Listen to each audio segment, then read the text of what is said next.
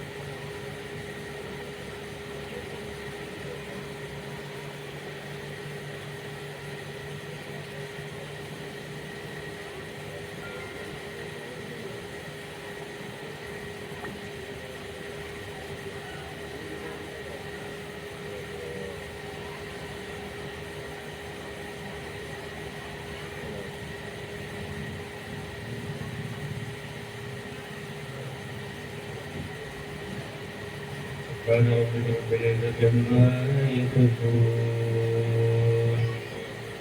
وسلام على المرسلين والحمد لله رب العالمين لا إله إلا الله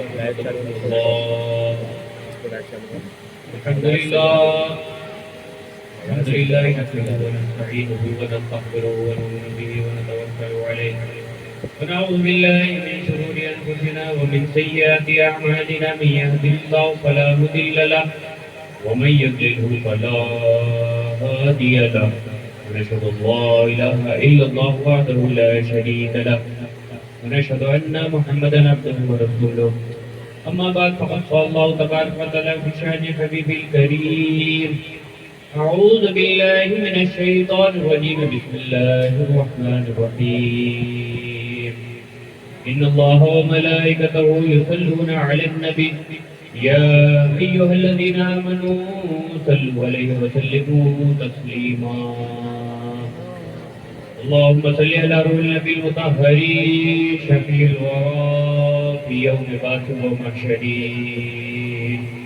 بشير نذير سيد القوم جملة رسول كريم خير ذات وجوهري وما مثله في الناس من صلب آدم بخلق عظيم ثم ذات مطهري إذا لمع أنوار وجه محمد ولم يبقى نور ما لنجم منورين سقى معشر الأبرار من حوض كوثري شرابا طهورا خاليا عن مقدرين عليك صلاة الله يا سيد الورى وعليك سلام الله يا خير منزلين وعلى آلك الصلاة وصحبك السلام إلى يوم الجزاء من خالق الأكبر درود پاک پڑھیے اللهم صل على سيدنا شفيعنا كريمنا حبيبنا مولانا محمد وبارك وسلم عليه صلاة وسلام عليك يا سيدي يا رسول الله صلى الله تعالى عليه وسلم اسٹیج پر رونق افروزی وقار علماء کرام علماء مساجد سامنے تشریف فرما دوستوں بزرگوں نوجوان ساتھیوں بچوں پردہ نشین ماؤں بہنوں السلام علیکم ورحمۃ اللہ تعالی وبرکاتہ آئیے بارگاہ رسالت میں چند اشعار پیش کر رہا ہوں سماعت ہونا ہے کلام اعلیٰ حضرت چمک تجھ سے پاتے ہیں سب پانے والے چمک تجھ سے پاتے ہیں سب پانے والے میرا دل بھی چمکا دے چمکانے والے میرا دل بھی چمکا تاج چمکانے والے برستا نہیں دیکھ کر ابر رحمت برستا نہیں دیکھ کر ابر رحمت بدوں پر بھی برسا دے برسانے والے بدوں پر بھی برسا دے برسانے والے چمک تجھ سے پاتے ہیں سب پانے والے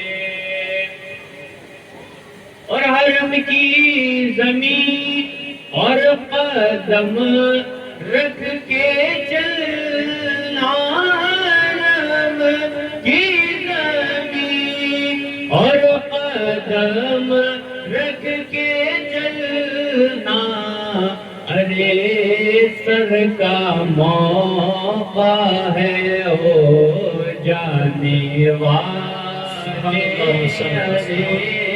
سر کا موقع ہے ہو جانے والے اور تیرا کھائے تیرے مولا منہ سے الجھے تیرا کھائے تیرے مولا منہ سے الجھے ہے منکر عجب کھانے غرانے والے ہے منکر عجب کھانے غرانے والے چمک تجھ سے پاتے ہیں سب پانے والے اور تو زندہ ہے ولا تو زندہ ہے ولا تو زندہ ہے ولا تو زندہ ہے ولا میری چشم عالم سے چھپ جانے والے چشم عالم سے چھپ جانے والے چمک تجھ سے پاتے ہیں سب پانے والے رضا نفس دشمن ہے دم میں نارضا نفس دشمن ہے دم میں نانا کہاں تم نے دیکھے ہیں چندرانے والے تم نے دیکھے ہیں چندرانے والے چمک تجھ سے پاتے ہیں سب پانے والے درود پاک پڑھی کہ اللہم صلی اللہ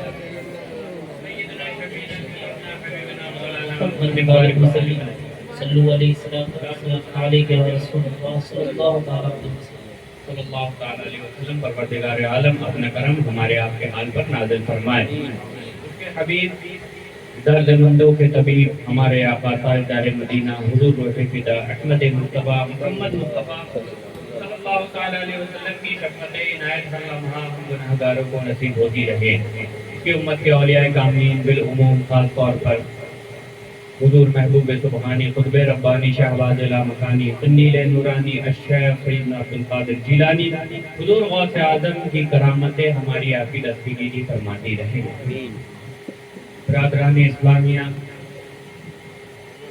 اللہ رب العزت کا بے پناہ فضل و احسان ہے کہ اس نے ہم کو ایسی راتیں عطا کری ہیں کہ جس میں ہم اس کے محبوبین کا ذکر کرتے ہیں مسلسل یہاں پہ پروگرام چل رہا ہے. اللہ اس پروگرام کروانے والوں کو، کمیٹی والوں کو اور جو معاونین ہیں ان کو دونوں جہاں کی نعمتوں سے مالا مال فرمائے. الحمدللہ اللہ رب العزت کا بے پناہ فضل و احسان ہے. اللہ نے اپنے پیارے نبی ہمارے آقا سرور کائنات دوسرے موجودات امت کے غمخوار نبی جناب محمد مصطفیٰ صلی اللہ تعالی علیہ وسلم کو جب اس روئے زمین پر بھیجا رب کائنات نے ارشاد فرمایا کہ محبوب آپ تمام عالم کے لیے رحمت بنا کر بھیجے گئے. وما ارسلناک الا رحمۃ للعالمین. قرآن میرا تبارک و تعالی نے ارشاد فرمایا کہ اے نبی ہم نے آپ کو تمام عالمین کے لیے رحمت بنا کر بھیجا. اب غور یہ کرنا ہے کہ یہ جو عالم ہے اس میں کیا کیا چیزیں آتی ہیں. عالمین میں کیا کیا چیز آتی ہیں. ہم لوگ سورہ فاتحہ پڑھتے ہیں الحمدللہ رب العالمین. رب العالمین یعنی تمام عالم کا رب. تمام تعریفیں اس کے لیے ہیں جو تمام عالمین کا رب ہے. عالم یعنی بہت بڑا کیونکہ رب نے ہر چیز پیدا کری. جبریل کو رب نے پیدا کیا، زمین کو رب نے پیدا کیا، سورج کو رب نے پیدا کیا، آسمان کو رب نے پیدا کیا، انسانوں کو رب نے پیدا کیا، جناتوں کو رب نے پیدا کیا، حیوانات کو رب نے پیدا کیا، جانوروں کو رب نے پیدا کیا، دوزخ کو رب نے پیدا کیا، جنت کو رب نے پیدا کیا، یہاں تک کہ ہر چیز رب نے پیدا کیا. تو وہ تمام چیزوں کا رب ہے. تو عالمین کیا ہے؟ ایک واقعہ سمجھ لیجیے، آپ کے ذہنوں میں آ جائے گا کہ عالمین میں کیا کیا چیزیں آتی ہیں. اور حضور کو، ہمارے پیارے نبی کو اللہ نے تمام عالم کا، تمام عالم کے لیے رحمت بنا کر دیا. عالم کیا ہے یہ واقعہ سنیے اور آپ کے ذہن میں واضح ہو جائے گا کہ عالم ہے کیا. عالمین میں کیا کیا چیزیں آتی ہیں. حضرت موسیٰ علیہ السلام اللہ کے جلیل القدر پیغمبر، جب آپ کا وصال کا وقت قریب آیا، اللہ سے ملاقات کا وقت قریب آیا، اللہ نے حکم ارشاد فرمایا کہ اے موسیٰ اب تمہارا وقت قریب آ رہا ہے، اب مجھ سے ملنے کا وقت تمہارا قریب آ رہا ہے، اس دار فانی کو چھوڑنے کا تمہارا وقت قریب آ رہا ہے. تو جیسے حضرت موسیٰ علیہ السلام نے یہ سنا، سننے کے بعد رنجیدہ ہو گئے تو رب العالمین نے پوچھا اے موسیٰ تمہیں کس چیز نے رنجیدہ کیا ہے؟ کس چیز نے رنجیدہ کیا ہے؟ کیا تم ابھی میرے پاس آنا نہیں چاہتے؟ اگر تم نہیں آنا چاہتے تو ٹھیک ہے میں کچھ گنجائش کر دوں گا. لیکن حضرت موسیٰ علیہ السلام کی ذات پر قربان جاؤ، کہنے لگے مالک سے عرض کی پروردگار عالم میں اس چیز سے غمزدہ نہیں ہوں، اس چیز سے رنجیدہ نہیں ہوں کہ میں انتقال کر جاؤں گا، میں تیرے پاس آ جاؤں گا. مجھے تو اس چیز کی خواہش ہے کہ میں تیرے پاس آ جاؤں، میں تیرے پاس آ جاؤں، تیرے حکم کی تعمیل کرتا ہوا فوراً تیرے پاس آ جاؤں. مجھے اس غم نے نہیں رنجیدہ کیا، مجھے اس غم نے رنجیدہ کیا ہے کہ میرے بعد میرے پیچھے میری ایک بیٹی ہے. پروردگار میں یہ سوچ رہا ہوں کہ میرے بعد میرے پیچھے کوئی نہیں ہے جو اس کا خیال رکھے، جو اس کو روزی پہنچائے، جو اس کو رزق دے، جو اس کا خیال رکھے، جو اس کو دیکھ بھال کرے، جو اس کی دن بھر دیکھ بھال کرتا رہے. میرے دل میں بس یہی خیال ہے جس کی بنا پر میں رنجیدہ ہو رہا ہوں. رب کائنات نے جیسے ہی یہ سنا حکم فرمایا اے موسیٰ کھلا دریا کے پاس جاؤ. حضرت موسیٰ علیہ السلام اللہ کے حکم سے فوراً دریا کے قریب گئے. جانے کے بعد اللہ رب العزت نے کہا، اللہ رب العزت نے ارشاد فرمایا کہ اے موسیٰ دریا کے قریب جب پہنچ گئے ہو تو اس دریا پر اپنا عصا مارو، اپنا عصا مارو۔ حضرت موسیٰ علیہ السلام نے جیسے ہی اپنا عصا اس دریا پہ مارا، مارنے کے بعد کیا دیکھتے ہیں کہ دریا پھٹ گیا۔ پھٹنے کے بعد اس میں ایک پتھر نمودار ہوا، پتھر نمودار ہوا، ایک بڑی چٹان نمودار ہوئی۔ یاد رکھیے گا میرے بھائیوں، پتھر ایک ایسی چیز ہوتی ہے جو پوری طرح سے ٹھوس ہوتی ہے، باہر سے بھی ٹھوس ہوتی ہے، اندر سے بھی ٹھوس ہوتی ہے۔ اب یہ مائک ہے، مائک باہر سے تو ٹھوس ہوتا ہے لیکن اس کے اندر ہلکا سا چھید ہوتا ہے، سوراخ ہوتا ہے، اندر پلپلا ہوتا ہے۔ بہت سی چیزیں، لکڑی بھی اندر سے کبھی کبھی پلپلی ہوتی ہے، کھوکھلی ہوتی ہے، پوری طرح سے مضبوط نہیں ہوتی ہے، لیکن پتھر ایک ایسی چیز ہوتی ہے جو اندر سے بھی مضبوط ہوتی ہے، باہر سے بھی مضبوط ہوتی ہے۔ اس لیے مضبوط ہوتی ہے کہ اس کے اندر ایک چیز یہاں تک کہ حتیٰ کہ اس کے اندر ہوا تک نہیں جا سکتی۔ ہم لوگ خود مشاہدہ کرتے ہیں، پتھر کو اٹھا کے کبھی غور سے دیکھیے گا کہ وہ اتنا مضبوط ہوتا ہے کہ اگر ہم اس کو توڑے بھی تو اس کے اندر کوئی جگہ نہیں ہوتی، اس کے اندر بھی پتھر موجود ہوتا ہے۔ سمجھ میں کیا آیا کہ پتھر کے اندر ہوا جانے کی بھی جگہ نہیں ہوتی۔ تو جیسے ہی پتھر نمودار ہوا، اللہ کا حکم ہوا اے موسیٰ اس پتھر پر اپنا عصا مار۔ حضرت موسیٰ علیہ السلام نے جیسے ہی پتھر پہ اپنا عصا مارا ہے، پتھر بیچ سے پھٹ گیا۔ پھٹنے کے بعد کیا دیکھتے ہیں کہ اس کے اندر، اس پتھر کے اندر ایک کیڑا ہے، کیڑے کے منہ میں ایک پتا ہے۔ پتا دیکھ کے حیران ہو گئے۔ اللہ رب العزت نے فوراً ارشاد فرمایا اے موسیٰ تو گھبرا رہا تھا کہ تیری بیٹی کو رزق کون پہنچائے گا، تیری بیٹی کا خیال کون رکھے گا؟ میں رب العالمین ہوں۔ جب سمندر کے اندر، پتھر کے اندر اس کیڑے کو رزق پہنچا سکتا ہوں تو تیری بیٹی کو بھی پہنچا سکتا ہوں۔ نعرہ تکبیر، نعرہ رسالت، جشن ذکر شہدائے کربلا، مسلک اعلیٰ حضرت علماء اہل سنت، نعرہ تکبیر، نعرہ رسالت۔ اللہ اکبر، اللہ کی شان ہے۔ سمجھ میں آیا عالمین کتنا بڑا ہے؟ اس سمندر کے اندر پتھر، پتھر کے اندر ایک کیڑا، وہ بھی اللہ کی مخلوق، عالمین میں وہ بھی آتی ہے۔ تو اللہ نے اپنے پیغمبر کو تمام عالمین کے لیے رحمت بنا کر بھیجا۔ اللہ کے رسول جناتوں کے لیے بھی رحمت ہے، انسانوں کے لیے بھی رحمت ہے، حیوانوں کے لیے بھی رحمت ہے، چرند کے لیے بھی رحمت ہے، ہر چیز کے لیے رحمت بنا کر بھیجا رب کائنات نے۔ اس کائنات میں رب کے علاوہ جتنی چیزیں ہیں سب کے لیے حضور رحمت ہے، سب کے لیے حضور رحمت ہے۔ حضور سرور کائنات، فخر موجودات، جب آپ کا ولادت کا وقت قریب آیا، دنیا میں تمام لوگ آتے ہیں جاتے ہیں، طرح طرح سے آتے ہیں، طرح طرح سے جاتے ہیں۔ کوئی کسی طرح آتا ہے، کوئی کسی طرح آتا ہے، کوئی نارمل ڈیلیوری سے آ جاتا ہے، کسی کے ساتھ ایسا ہوتا ہے کہ اس کی ماں کا آپریشن ہوتا ہے تب وہ پیدا ہوتا ہے۔ لیکن میرے حضور کا آنا دیکھیے، میرے حضور کا آنا دیکھیے، یہ رحمت للعالمین جو حضور کو اللہ نے بنا کر بھیجا۔ رحمت کا معنی کیا ہوتا ہے؟ رحمت کا یہ معنی ہوتا ہے کہ وہ ہر شخص کے ساتھ رحم دلی کرتا ہے، وہ کسی کو تکلیف دینے نہیں آتا، وہ کسی کو پریشانی دینے کے لیے نہیں آتا۔ رحمت کا یہی معنی ہوتا ہے، رحمت کا معنی ہی یہی ہوتا ہے کہ وہ کسی کو تکلیف نہ دے۔ جب میرے حضور کی ولادت ہوئی، جب میرے حضور کی ولادت کا وقت قریب آیا تو اور لوگوں کی جو ولادت ہوتی ہے تو جب ایام آتے ہیں قریب جیسے بڑھتے جاتے ہیں، عورتوں سے پوچھئے، اپنے گھروں میں اپنی عورتوں سے پوچھئے، اپنی ماؤں سے پوچھئے۔ اسی لیے ماں کا مرتبہ اتنا بلند بالا رکھا گیا ہے کہ اگر ماں کافرہ بھی ہے تو بھی اس کے قدموں میں جنت ہے، اگر ماں مسلمان ہے تو بھی اس کے قدموں میں جنت ہے۔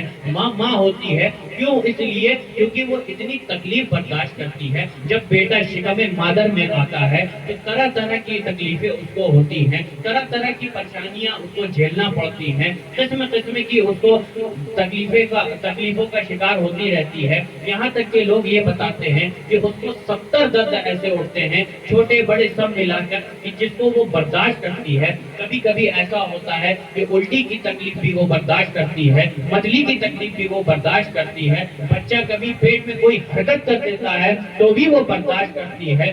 ماں کا جب بچے کا وقت قریب آتا ہے, پیدائش کا وقت جب قریب آتا ہے تو ماں موت اور زندگی کے درمیان کھیل رہی ہوتی ہے. کبھی کبھی ایسا بھی ہوتا ہے کہ ماں اس حالت میں پہنچ جاتی ہے کہ ڈاکٹر آ کے کہتے ہیں انسان سے, آدمی سے, اس کے شوہر سے, اس کے باپ سے آ کے کہتے ہیں کہ یا تو ماں بچے گی یا بچہ بچے گا. لیکن اگر اسی وقت جا کے اس ماں سے پوچھیں تو ماں ایسی ہوتی ہے کہ وہ فوراً کہہ دے گی کہ میرے بچے کو بچا دو, چاہے مجھے کچھ ہونے دو. ماں ایسی ہوتی ہے. تبھی اس کے قدموں کے نیچے اللہ رب العزت نے جنت رکھی ہوئی ہے. تو میرے نبی جب تشریف لائے اپنی ماں کی شکم مادر میں جیسے ہی آئے, اور لوگ جب آتے ہیں تو عورتوں کو طرح طرح کی تکلیفوں کا احساس ہوتا ہے, طرح طرح کی تکلیفیں ان کو ہوتی رہتی ہیں, ہر چیز کی تکلیفیں ہوتی ہیں. اس لیے بیان نہیں کر سکتا, کچھ چیزیں حیا میں رہتی ہیں ورنہ میں کھل کے بتاتا. آپ خود اس چیز کو جانتے ہیں. آج کل لوگوں نے اتنی ترقی کر لی ہے کہ انسان ساری چیزیں جاننے لگا ہے کہ عورت کو کس کس طرح کی تکلیفیں ہوتی ہیں جب بچہ پیدا ہونے والا ہوتا ہے. میں قربان جاؤ, جب میرے حضور اس دنیا میں تشریف لائے, حضرت آمنہ ارشاد فرماتی ہیں کہ جب میرا لال میرے شکم مادر میں آیا, میرے شکم میں آیا, نہ مجھے کبھی الٹی کی تکلیف ہوئی, نہ مجھے کبھی درد کی تکلیف ہوئی, نہ مجھے کبھی بدن کی تکلیف ہوئی. جب حضور پیدا ہو گئے اس کے بعد بھی حضرت آمنہ کو کوئی تکلیف نہیں ہوئی. کیوں نہیں ہوئی؟ کہنے والے نے یہ کہا کہ یہ تو رحمت للعالمین ہے, یہ تو رحمت بن کر آئے ہیں, تو یہ اپنی ماں کو رحمت کیسے دے سکتے ہیں؟ جب یہ دوسروں کے لیے رحمت بن کے آئے ہیں تو یہ اپنی ماں کو کیسے تکلیف دے دیں گے؟ اللہ نے اسی لیے قرآن میں ارشاد فرمایا وَمَا أَرْسَلْنَاكَ إِلَّا رَحْمَةً لِلْعَالَمِينَ, آپ تمام جہان والوں کے لیے رحمت ہیں. حضور نے اپنی والدہ کے لیے بھی رحمت بن کے آئے. اگر تکلیف ہوتی تو کہنے والا یہ کہہ سکتا تھا کہ اللہ جھوٹا ہے, معاذ اللہ اللہ جھوٹا ہے. اس نے قرآن میں یہ فرمایا ہے, لیکن اللہ کے نبی جب پیدا ہوئے تو اللہ کے نبی کی والدہ کو اس طرح کی تکلیفیں ہوئی, اس لیے حضور نے اپنی والدہ کو بھی تکلیف نہ دی, اپنی والدہ کو بھی تکلیف نہ دی. اتنی آسانی کے ساتھ حضور کی پیدائش ہوئی. حضرت آمنہ کہتی ہیں جب حضور پیدا ہو گئے 9 مہینے تک میرے شکم میں رہے, 9 مہینے تک میرے شکم میں رہے. مجھ کو احساس ہی نہیں ہوتا تھا کہ میرے اوپر بھی کوئی بوجھ ہے. جب بچہ پیٹ میں آتا ہے, جیسے جیسے مہینے قریب آتے تو عورتوں کو ایک بوجھ لگتا ہے. ظاہر سی بات ہے, ایک جلد میں دوسری جان کا بھی اگر ہو جائے گا تو احساس تو ہوگا.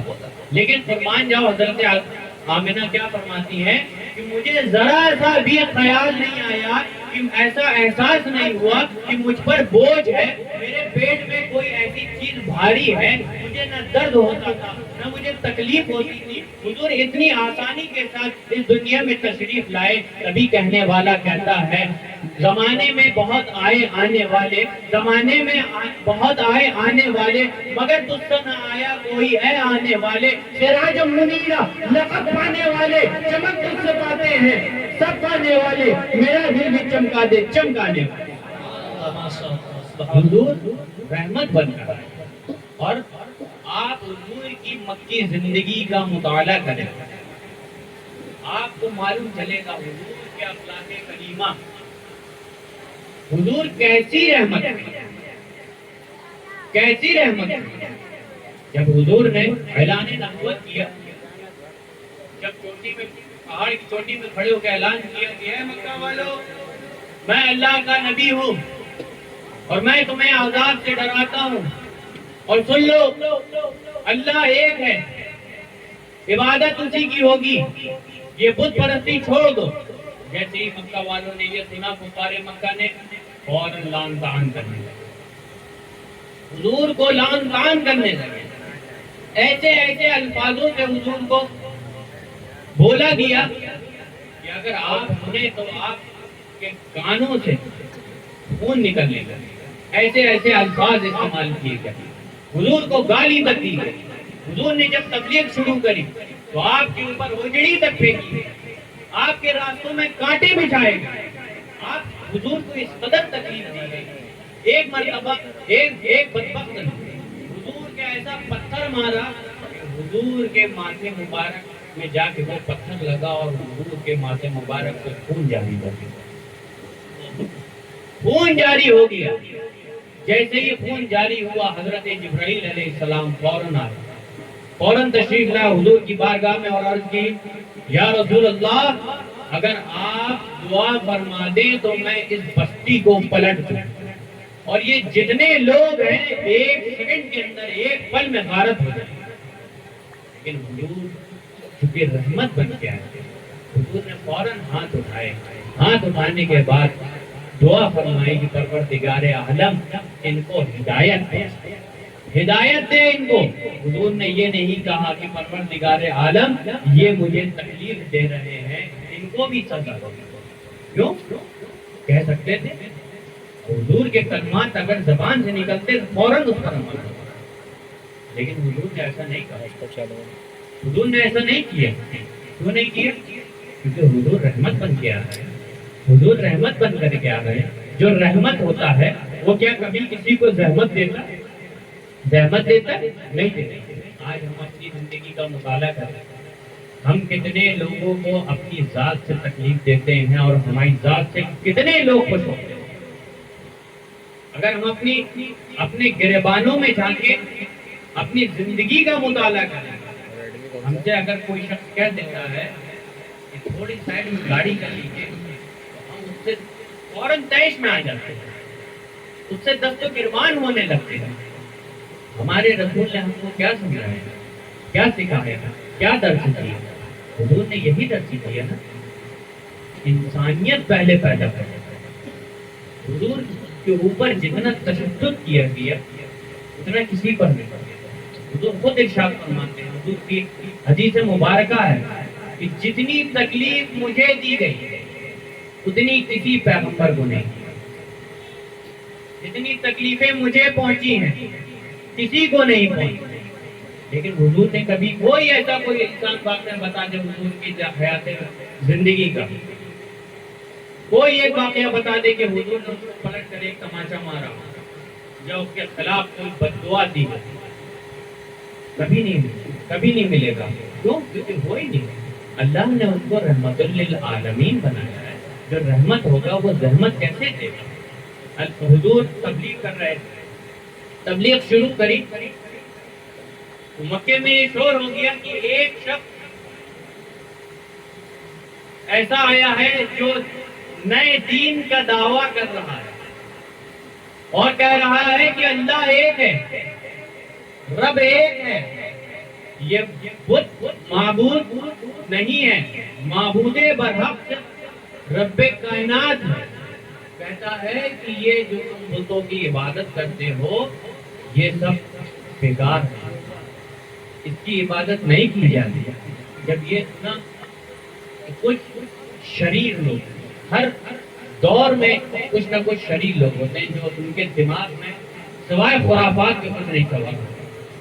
ہر دور کا عالمی ہے, ہر جگہ کا حال یہی ہے کہ کچھ اچھے لوگ ہوتے ہیں, کچھ ایسے ہوتے ہیں کہ ان کے دماغ میں سوائے خرافات کے کچھ نہیں ہوتا. اس وقت بھی کچھ خرافاتی لوگ تھے. لوگوں کو خرافاتی لوگوں نے کیا کیا کہ دیکھا کہ بہت سے لوگ اسلام میں داخل ہوتے جا رہے ہیں, اب کیا کیا جائے؟ فوراً یہ غلط بات اڑا دی کہ وہ جادوگر ہے.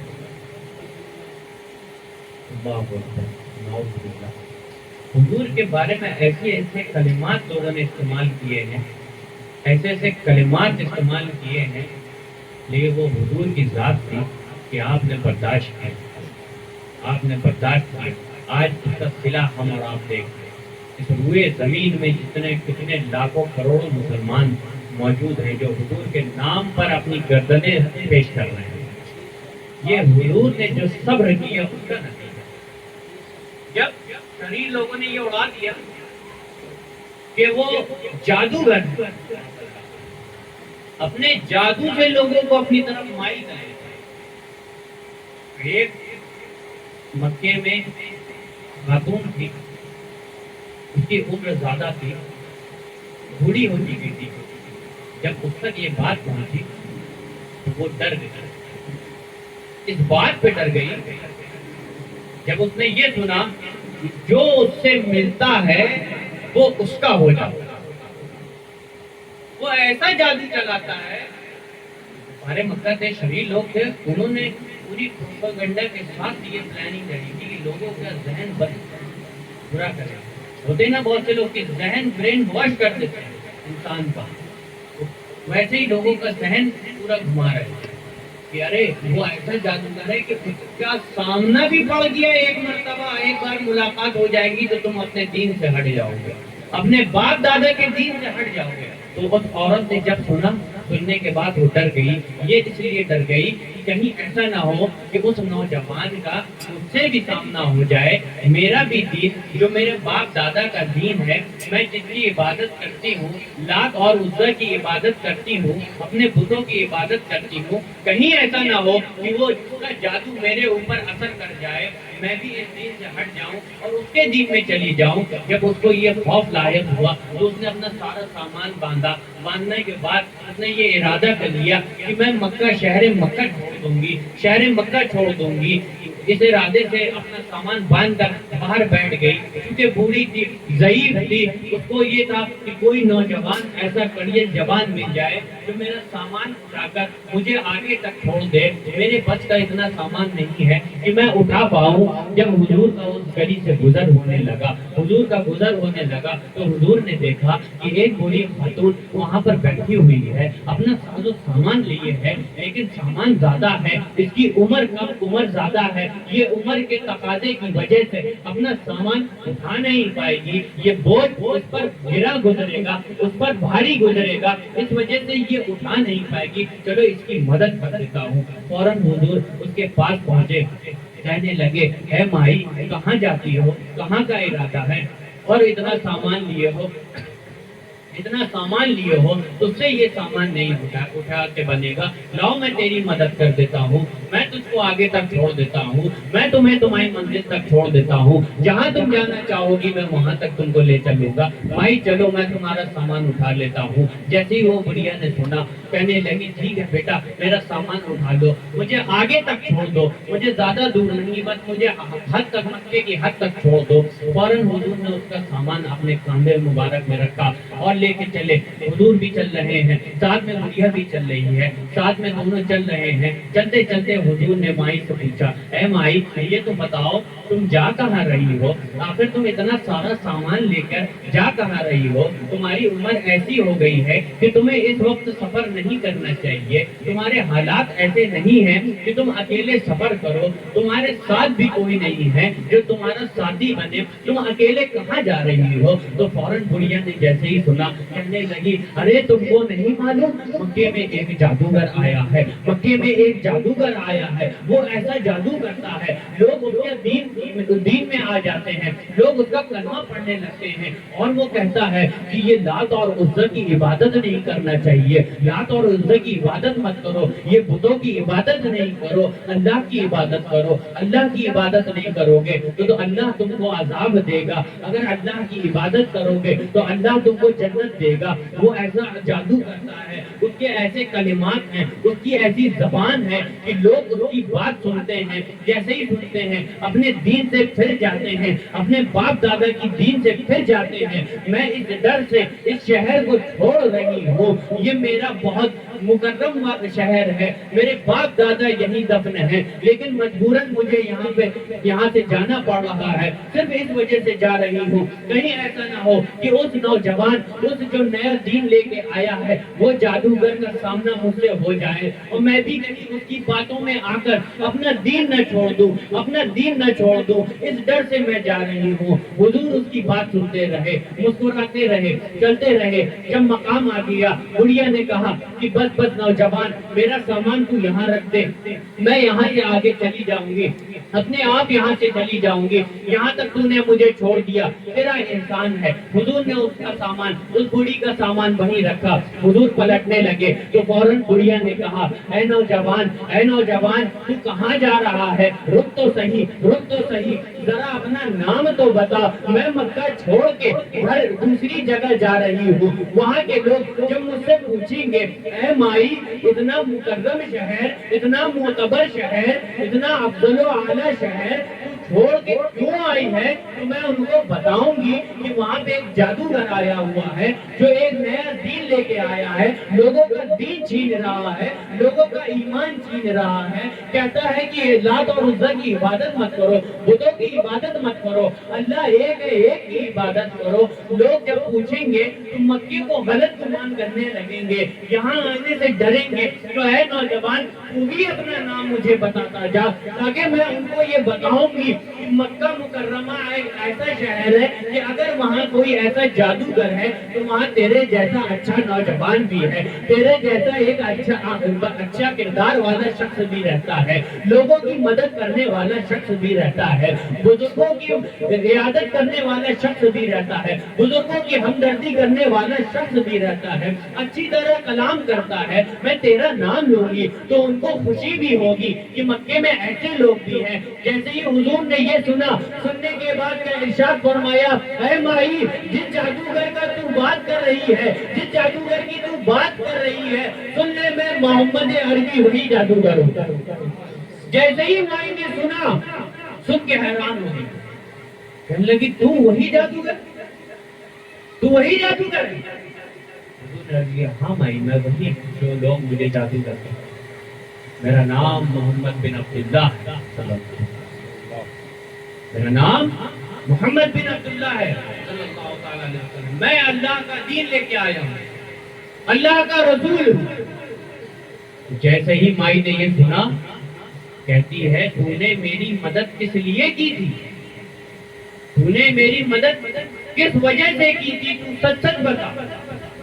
हुजूर ने अर्ज की, माई ना मैं तुझे जानता था, मेरा तो गुजर तेरी राह से हुआ, मैंने तुझको देखा कि तेरा साजो सामान यहाँ रखा हुआ है, तुझसे बनेगा नहीं, इसलिए मैंने तेरी मदद के लिए तेरा सामान अपने कांधों में उठा के आगे चला, तुझको तेरी मंजिल तक छोड़ दिया। अब माई तू जान, तेरा सामान जान, अगर तू मुझे गलत गुमान करती है, लोगों की बात में तू भी आती है कि मैं जादूगर हूँ, तो तू मुझ पर कलमा न पढ़, तेरी मर्जी है। अगर तू मुझे सच जानती है, हक जानती है, मेरे किरदार को देखकर जो मुझे समझती है, तो मेरे ऊपर कलमा पढ़ ले, मेरे हाथ में मुशर्रफ इस्लाम हो जा। माई ने जैसे ही सुना, बुढ़िया ने जैसे ही सुना, सोचा समझा कि अगर फौरन बोली कि जो लोग को जादूगर कहते हैं तो सुन ले, ऐ मोहम्मद बिन अब्दुल्लाह तेरा जादू मुझ पर चल गया है, मुझे भी दायरे इस्लाम में दाखिल कर ले और मुशर्रफ इस्लाम कर। ये हुजूर ने पैगाम दिया अखलाके करीमा। क्यों? क्योंकि अल्लाह ने क्या बनाकर भेजा था? रहमतुल लिल आलमीन। अल्लाह ने तमाम आलम के लिए रहमत बनाकर भेजा था। तो हुजूर ने अपने किरदार को उसी तरह रखा लोगों पर। जो लोग दान तान करते थे, गालियां बकते थे, उनके लिए भी हुजूर रहमत बनकर आए थे। वो बात अलग है कि कुछ लोग जिनके दिलों पे अल्लाह ने मुहर लगा दी, हुजूर पर ईमान नहीं लाते।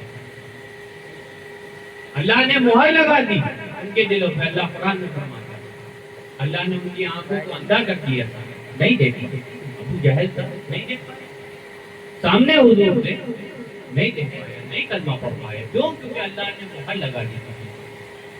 लेकिन कभी कोई ऐसा वाकया आप नहीं उठा के बता सकते कि हुजूर ने किसी को पलट कर ऐसा अल्फाज कहा हो कि उसके दिल में तकलीफ है।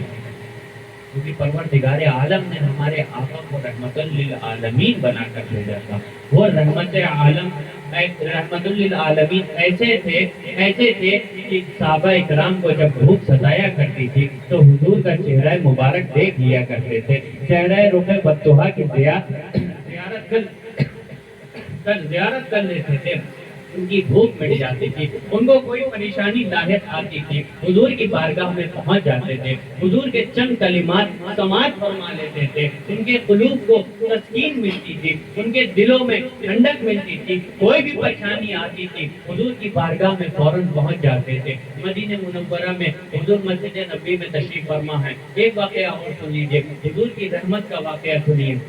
حضور رحمت للعالمین، حضور کی کیا اخلاق کیا ہونے تھے، حضور نے کیا اخلاق ہم کو بتائے ہیں، اور ہم کس طرح اپنے اخلاق کا مظاہرہ کرتے ہیں، لوگوں سے بد کلامی کرتے ہیں، اس طرح بات کرتے ہیں کہ لوگ ہم سے بدزن ہو جاتے ہیں، ذرا سی کچھ میم میں ہو جاتا ہے فوراً جھگڑنے کو کھڑے ہو جاتے ہیں۔ لیکن حضور نے کیا کیا، مسجد نبی ہے، مسجد نبی میں حضور تشریف فرما ہے، اسی مدینہ منورہ میں ایک خاتون ہے، ایک عورت ہے، اس کا 9-10 سال کا بچہ ہے، چھوٹا بچہ ہے۔ جب اس نے دیکھا کہ اس کی ماں کے اوپر غربت کی وجہ سے اتنی غربت تھی، اس کا باپ انتقال کر گیا تھا، غربت کی وجہ سے اس کے پاس کھانے کو 2 روٹی نہیں تھی، اس نے دیکھا کہ اس کی ماں کے سر میں جو چادر تھی، جو دوپٹہ تھا، وہ پھٹ چکا تھا، اتنا زیادہ پھٹ چکا تھا کہ اب وہ اوڑھنے کے لائق نہیں بچا تھا۔ جب بچے نے یہ دیکھا تو بچے کی غیرت جاگ اٹھی، جاگ اٹھنے کے بعد اس نے اپنی ماں سے عرض کی،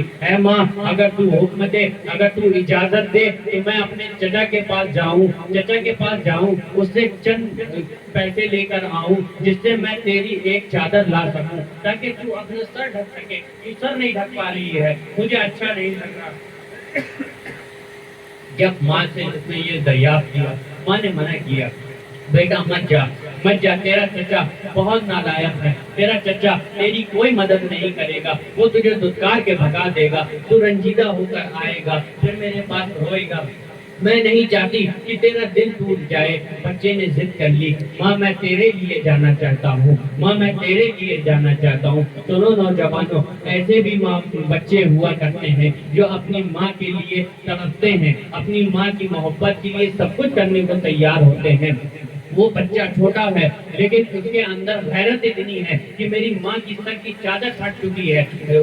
ماں سے اجازت لے کر چچا کی بارگاہ میں پہنچا، چچا کے پاس پہنچا۔ چچا اس کا اتنا بدبخت آدمی تھا، جیسے ہی وہ بچہ پہنچا چچا سے عرض کیا، چچا میرے باپ انتقال کر گئے ہیں، میرے پاس کوئی ساز و سامان نہیں ہے، میرے پاس کوئی دولت نہیں ہے، میرے گھر میں چولہا نہیں جل رہا ہے، میرے گھر میں روٹیاں نہیں پک رہی ہیں، میرے ماں کی سر کی چادر جو تھی وہ بھی اس قدر پھٹ چکی ہے کہ اس کے پاس اوڑھنے کو کوئی دوسری چادر نہیں ہے، وہ سر نہیں ڈھانپ پا رہی۔ میں تجھ سے بس ایک ہی گزارش کرتا ہوں کہ میری ماں کے لیے ایک چادر عنایت کر دے، اگر تو ایک چادر دے دے گا تو اس سے میری ماں اپنا سر ڈھک لے گی، میرے لیے اتنا ہی کافی ہے۔ میں تجھ سے کوئی دولت نہیں مانگتی، میں تجھ سے کوئی کھانے کی چیز نہیں مانگتی، میں تجھ سے کوئی عیش و آرام کی چیز نہیں مانگ رہا، بس میری ماں کے لیے ایک چادر عنایت کر دے، ایک چادر دے دے۔ تو اس کا بدبخت چاچا نے اس کو دھتکار کے وہاں سے بھگا دیا۔ بھگانے کے بعد بچہ روتا ہوا چلا آ رہا تھا،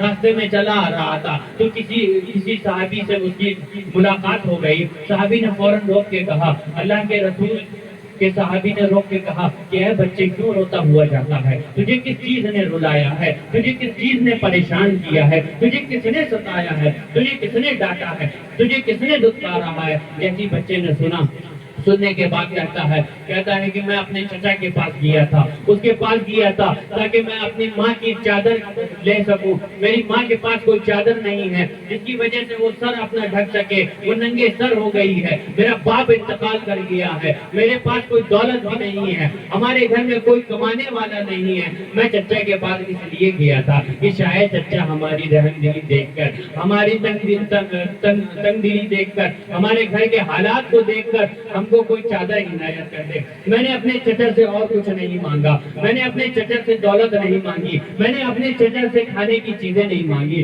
میں نے صرف اس سے ایک چادر مانگی تھی جو میں اپنے ماں کے سر پہ ڈال سکوں تاکہ میری ماں اس چادر کو ڈال کر اپنا سر ڈھانپ سکے۔ لیکن اس میرے چچا نے مجھ کو دھتکار دیا، بھگا دیا۔ اس دنیا میں میرا کوئی نہیں ہے، ہم لوگوں کا کوئی نہیں ہے، نہ میرا کوئی ہے، نہ میری ماں کا سر ڈھانپنے والا کوئی ہے۔ جیسے ہی صحابی نے یہ سنا فوراً کہا کہ اے بچے تو کیوں گھبراتا ہے، تو کیوں گھبراتا ہے، چلا جا مسجد نبی میں، وہاں پر اللہ کے رسول تشریف فرما ہے، وہ تجھے کچھ نہ کچھ عنایت کر دیں گے۔ ہم لوگوں نے سنا ہے کہ وہ کسی کو خالی ہاتھ نہیں لوٹاتے، ان کے پاس جو جاتا ہے وہ اس کو کچھ نہ کچھ نوازتے ہیں۔ بچے نے یہ بات سنی، روتا ہوا گھر میں آیا، ماں نے حالات پوچھے، کیا ہوا بیٹا، کیوں روتا ہوا آیا؟ ماں کو اس نے پورے حالات بتائے، چچا نے اس طرح دھتکار کے بھگا دیا۔ ماں نے کہا بیٹا میں نے منع کیا تھا تجھ سے، تم مت جا، لیکن تم میری محبت میں چلا گیا۔ تو بچے نے فوراً کہا اے ماں، لیکن راستے میں جب میں واپس آ رہا تھا پورا ماجرا سنایا، مجھے راستے میں ایک شخص ملا، اس نے مجھے ایک آدمی کا پتہ بتایا ہے، وہ مسجد نبوی میں تشریف فرما رہتے ہیں، ان کے پاس چلا جا، ان سے کچھ نہ کچھ تجھے مل جائے گا۔ ماں نے جیسے ہی سنا، سننے کے بعد کہا بیٹا اس کے پاس مت جانا، میں نے سنا ہے جو اس کے پاس جاتا ہے وہ اپنا دین کھو بیٹھتا ہے، وہ اسی کا ہو جاتا ہے، وہ اسی کا کلمہ پڑھنے لگتا ہے، بیٹا اس کے پاس ہرگز نہ جانا، میں ایسے رہ لوں گی۔ لیکن بچہ تھا مچل گیا، ماں کی محبت غالب تھی اس کے اوپر۔ ماں میں تجھ سے وعدہ کرتا ہوں میں دین کھو کر نہیں آؤں گا، میں اپنے باپ دادا کے دین پر رہوں گا، اس کا دین اختیار نہیں کروں گا۔ ماں آپ اجازت دے دو، میں ایک مرتبہ اس کے پاس بھی جانا چاہتا ہوں، شاید اس کے پاس سے آپ کے لیے چادر مل جائے۔ بچے نے اجازت طلب کی، ماں سے وعدہ کیا، ماں سے وعدہ کرنے کے بعد حضور کی بارگاہ میں پہنچا۔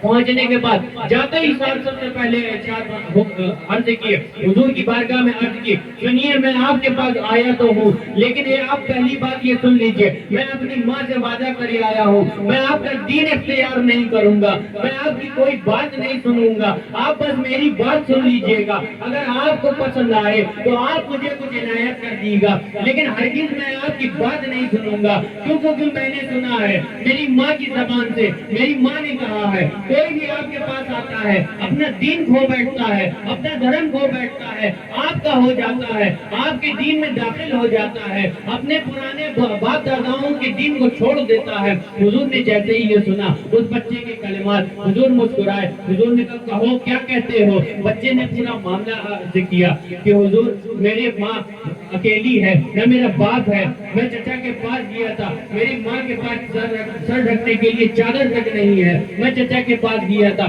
چچا نے مجھ کو دھتکار کے بھگا دیا، حضور میں آیا اپنی ماں کے پاس روتا ہوا، میری ماں نے مجھ سے وعدہ لیا ہے کہ جا کے اس سے اگر چادر مانگ لے لیکن اپنا دین نہیں دینا۔ حضور نے فوراً اپنے کندھے مبارک سے اپنی چادر مبارک اتاری اور اس کو دے دی۔ دینے کے بعد بچہ حیرت میں آ گیا کہ انہوں نے تو میری بات ساری سن لی اور کچھ کہا بھی نہیں۔ ماں تو یہ کہہ رہی تھی کہ بیٹا اس کے پاس جاؤ گے تو اپنا دین کھو بیٹھو گے، اپنا دھرم کھو بیٹھو گے، اس نے تو کچھ بھی نہیں کہا۔ بچے نے فوراً چادر لی، لیتا ہوا دوڑتا ہوا بھاگتا ہوا مارے خوشی کے اپنی ماں کے پاس پہنچا، ماں کے قدموں میں ڈال دی چادر۔ ماں نے جیسے ہی چادر دیکھی پوچھنے لگی اے بیٹا یہ چادر تم کو کس نے دی ہے، یہ چادر تم کو کس نے دی ہے؟ بچہ کہنے لگا اے ماں جس کو تم جادوگر کہہ رہی تھی، جس کے پاس جانے کے لیے تم منع کر رہی تھی کہ وہ ہمارا دین لے لے گا، ہمارا مذہب چھین لے گا، ماں میں نے جاتے ہی ساتھ اس سے کہہ دیا تھا کہ میں تیری کوئی بات نہیں سنوں گا، میں اپنی ماں سے وعدہ لے آیا ہوں، ماں میں ایسے ہی کر کے آیا ہوں، میں نے اس کی کوئی بات نہیں سنی۔ ماں نے جیسے ہی سنا، سننے کے بعد کہا بچے یہ بتا بیٹا اس نے تجھ سے کچھ نہیں کہا؟ کہ نہیں ماں نہیں کہا، میں نے تیرے حالات بتائے، اس نے مجھے اپنی چادر دے دی، تیرے سر میں ڈالنے کے لیے چادر عنایت کر دی ہے ماں۔ ماں نے جیسے ہی سنا کہنے لگی بیٹا جا کے اس کے قدم پکڑ لے، جو آدمی تجھے بنا دین میں داخل کیے سب کچھ دے رہا ہے تو اس کے دین میں داخل ہو جائے گا تو کیا کیا نوازے گا۔ نعرے تکبیر، نعرے رسالت، مسلک اعلی حضرت علماء اہل سنت، نعرے تکبیر، نعرے رسالت۔ یہ انداز کریمانہ میرے کریم سے گر خطرہ کسی نے مانگا، دریا بہا دیے ہیں، دروے بہا دیے ہیں۔ وآخر دعوانا ان الحمدللہ رب العالمین۔ السلام علیکم ورحمۃ اللہ وبرکاتہ۔ کھڑے رہیں گے۔